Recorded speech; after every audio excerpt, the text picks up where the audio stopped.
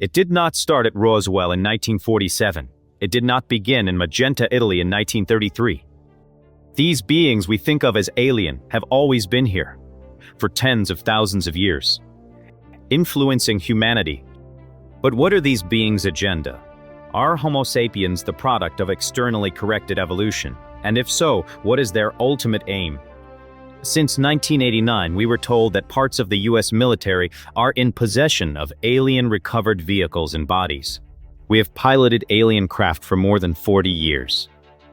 But it has been kept secret to the public, hidden away by black illegal projects. There's a small segment of the United States government that makes scientific and technological judgments from a knowledge base that is not available to the general public. If the following information is true, the United States government also makes judgments on a historical, philosophical, and even theological level from a knowledge base that is not available to the general public. This technology that you've learned about thus far was brought here by some alien beings from the Zeta Reticuli 1 and 2 star system. Zeta Reticuli is a binary star system, which means it has 2 stars, and is located approximately 30 light years from Earth. These beings are from Reticulum 4, which is the 4th planet out from Zeta Reticuli 2. The beings are 3 to 4 feet tall and weigh 25 to 50 pounds. They have grayish skin and large heads with almond-shaped wraparound eyes. They have very slight nose, mouth, and ear positions and are hairless. These beings said that man was the product of externally corrected evolution. They said that man, as a species, had been genetically altered 65 times. They refer to humans as containers, yet I don't know what we're containers of. The government believe you cannot handle the truth, so instead it is buried and ridiculed as conspiracy. There are small teams around the world that actively track, target, and shoot down alien vehicles. Without government oversight, they operate beyond the president, through illegal funds and secrecy. But is attacking advanced civilizations visiting Earth a wise choice, when the rest of humanity has no say in these operations? There was a huge gash in the land where something had crashed, and it didn't break anything. You know, I don't know if you've ever been to a crash site where you had trees just broken like in half. Everything was burned, and it was like if you had almost cut like a warm butter with a knife. Because basically this thing went up the hill and then off into the side of the ravine of the ridge. This is about a 200-foot ridge at least. It was buried in the side of the cliff. It was dripping this syrup-like syrup viscosity, this liquid. It was everywhere. There was one light on it that slowly went around, and the machine, I could hear it. I guess because it was still functioning, and it had like a hum to it, like a really bass. Like, say if you unplugged an amp from a guitar, that kind of, it was really, it was really deep, and it kind of fluctuated, and then finally it just cut off.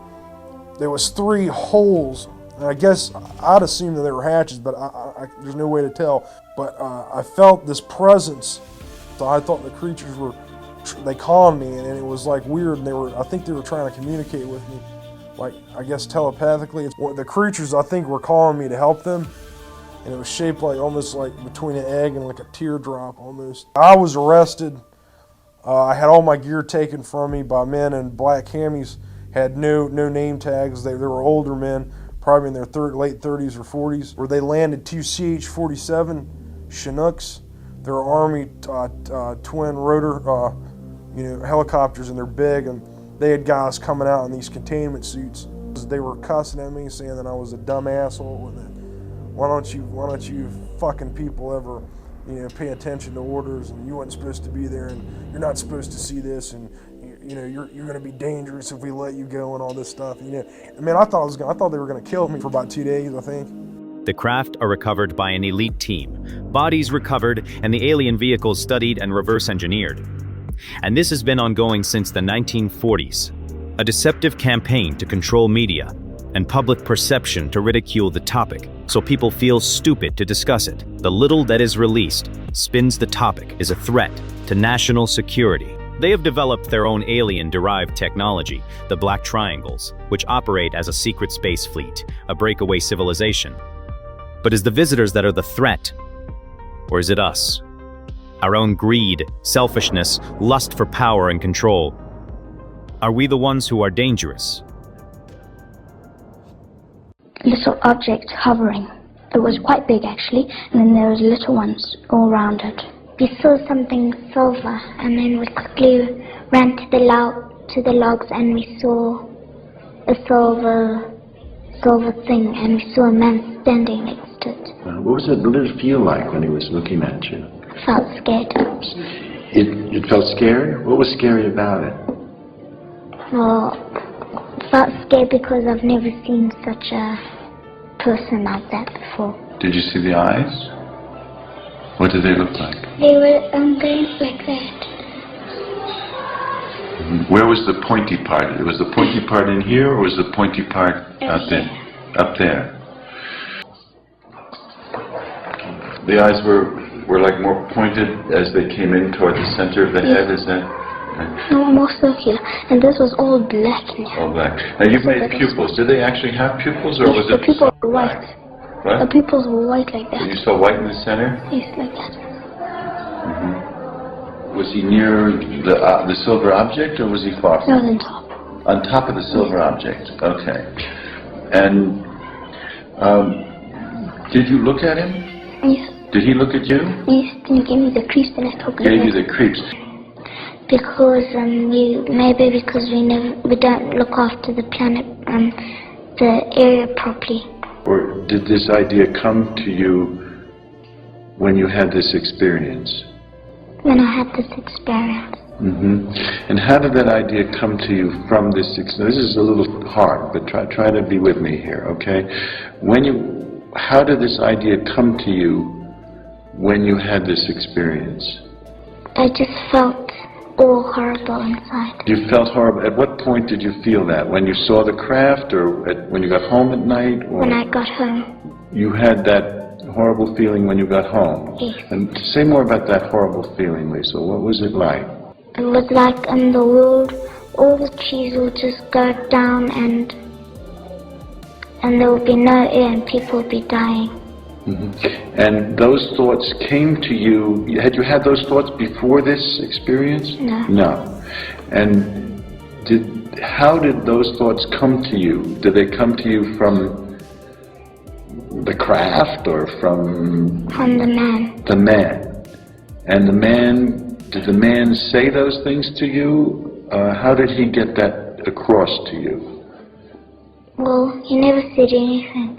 It's just that the face is the eyes. What was the sense you got from those eyes? He was interested. I think they want people to know that we're actually making harm on this world, and we mustn't get too technologed. Would you like to see him again? Yes. You would like to see him again. Do you think you might see him again? I don't know. And if you saw him again, what would you do? I'll ask him some questions. What would you like to ask him? I'll ask him what is he doing on Earth, and what does he want with us. And if someone were to say, well, this is imagination, this is a dream, how is it different from imagination or dream as you experienced it? Well, it's definitely reality. And anybody can think that it's not true, or that we're making things up, but we know what we've seen. But are humans really the ones in control of disclosure of their presence? Or is it more likely that the aliens who are far more advanced are the ones actually in control? Their truth is more complex. There are multiple species, different agendas, good and evil, in the world of duality. Beings from other planets, other dimensions, angels and demons, and all are true. Yet maybe we have already been warned and didn't listen. Beware the bearers of false gifts and their broken promises. Much pain, but still time. Believe there is good out there. We oppose deception. Conduit closing. The doctor in Varginha hospital who treated the captured alien reported a telepathic communication. He told me his race felt very sorry for the human beings, for two reasons. The first is that all humans have the same potential and abilities to perform the very same things his race could do, but humans did not know how to do them. For example, he told me, in cases where there is injury or disease of the body, it would not be necessary to confine one of his species to a special treatment facility, such as the one he was confined in at the moment. He told me they either individually or joined together could produce all the healing necessary to repair their bodies. The second reason they felt sorry for us: we did not seem to realize we were spiritual beings, only living in a temporary shell, and we were totally disconnected from our spiritual self. They refer to humans as containers, yet I don't know what we're containers of. What if the real disclosure is not if aliens exist?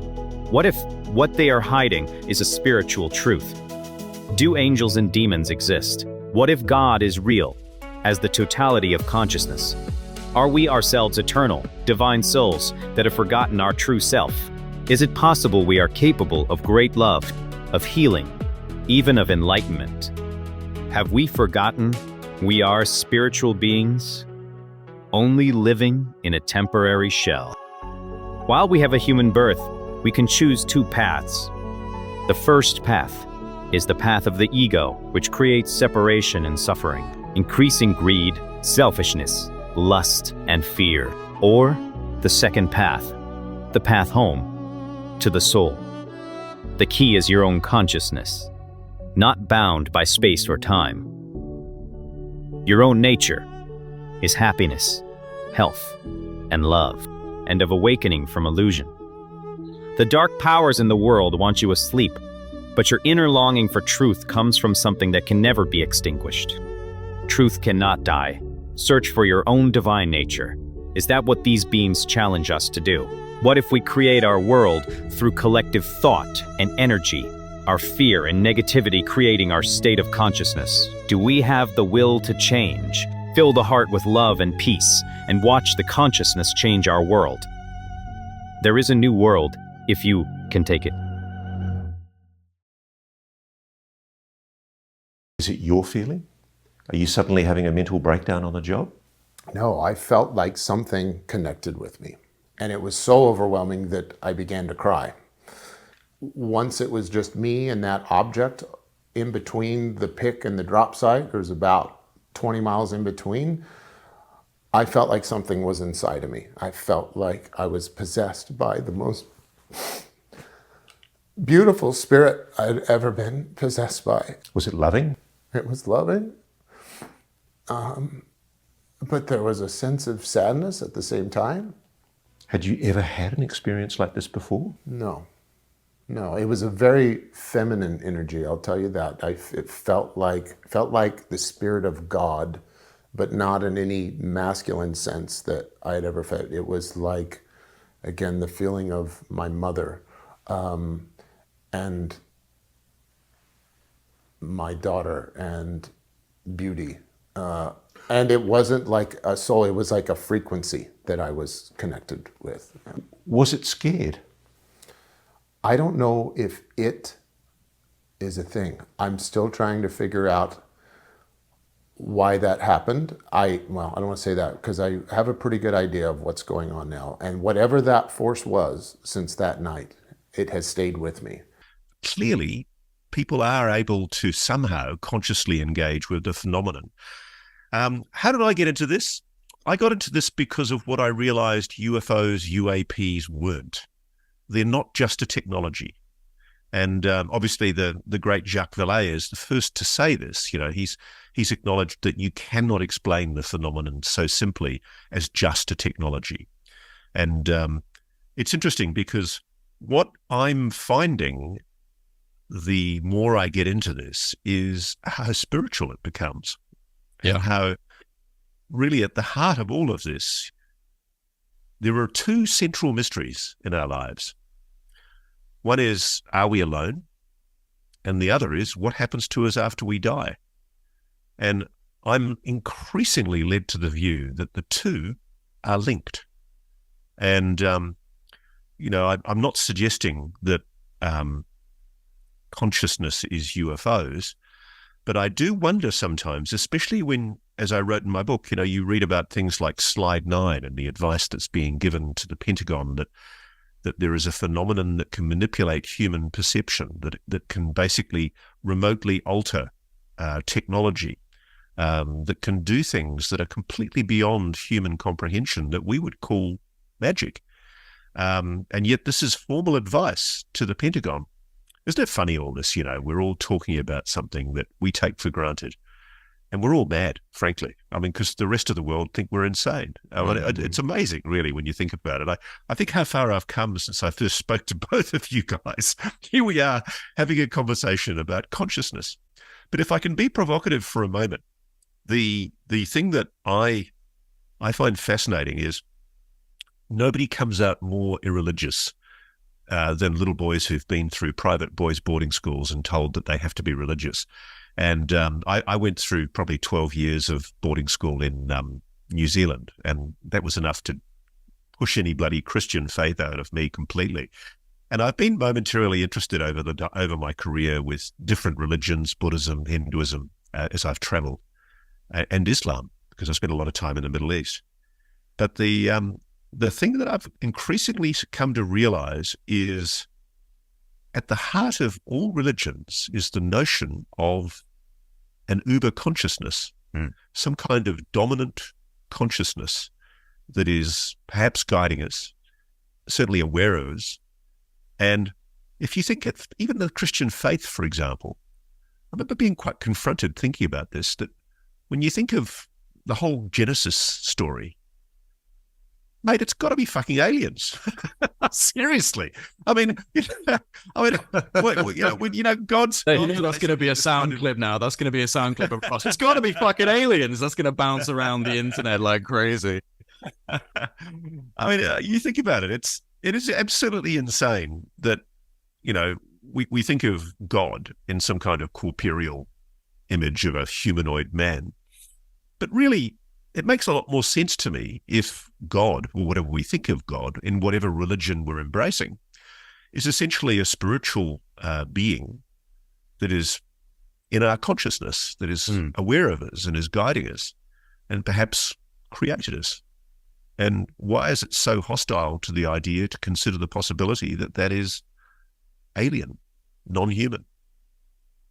Saturday morning, when we're doing the pineal gland meditation, when I walked into the room, I felt this angelic presence everywhere, and I smelled jasmine and rose. So I saw during the meditation the beings of light, many of them, and I saw them all the way around, holding the grid for all of us. They were guarding all of us, and then there were many angelic presences in the corners. Order of the universe, the coherence of everything, the sacred, everything just, not that made sense, but I remembered everything. It became clear to me. I knew exactly who I was. And then we had the afternoon walking meditation, and only then I realized what it was, because I would walk past people and I would smell that essence on some, but not on all. And as instantaneously as I started asking the question, why is this happening? The answer was, this is the fragrance of love and open heart. So the message was, whoever's heart was open, I could sense their smell, that scent on them, which was mind-blowing. And from that day, my ability to smell and sense things is extreme. Everything was becoming clear as we were going through the week. And I recognized a perfect order. Everything is in perfect order. And I also, one more thing, when we're walking in the circle in the coherence healing, to me became obvious and clear that we are servants. That we are servants to the higher power. Like, I feel like my ego has died and it no longer has place, and it was replaced with wholesomeness and fulfillment and just love, and it's just this feeling of belonging in the family. But I now clearly remember, it's not something I've learned, it's something that I have reminded myself, that we all are extensions of the source, and it's almost like we're little tubes of energy, and when you have an ego build up, it clogs it, right? And that creates misalignment. But when there is no clog, and we're just the channel, which we have to, in a sense, I don't want to say obey, but we, like I say, we serve. We receive abundance of fulfillment and love as an extension of the source.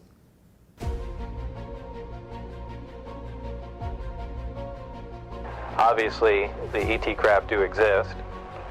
Something had to build them, so there must be aliens. And since there are and the craft are there must be some sort of factory and an entire civilization somewhere.